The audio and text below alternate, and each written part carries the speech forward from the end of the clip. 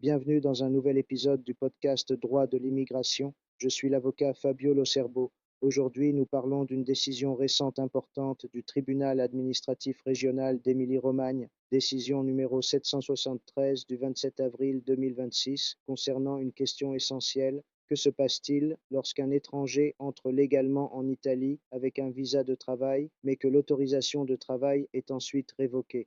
L'affaire concernait un ressortissant étranger entré légalement en Italie grâce au système des quotas de travail, mais qui n'a pas pu finaliser son embauche parce que l'employeur est devenu introuvable.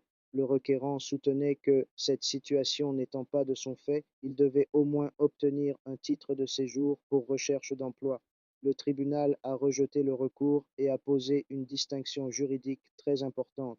Selon la décision, lorsque l'autorisation initiale de travail est révoquée parce que les conditions légales faisaient défaut dès l'origine, le fondement même du titre de séjour disparaît.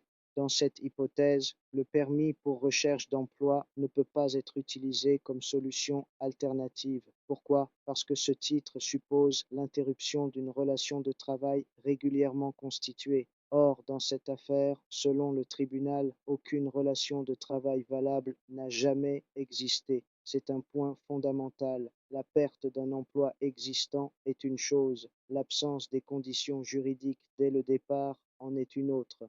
Le tribunal a également écarté l'argument fondé sur l'article 8 de la Convention européenne des droits de l'homme relatif à la vie privée et familiale, estimant que les circonstances du cas ne permettaient pas son application.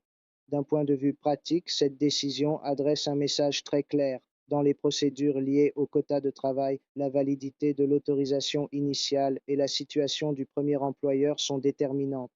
Si des irrégularités apparaissent, contester rapidement une révocation peut devenir essentiel, et cela montre encore une fois que, en droit de l'immigration, les questions procédurales peuvent devenir des questions de droits fondamentaux. Merci de votre écoute et à bientôt pour un nouvel épisode de Droit de l'immigration.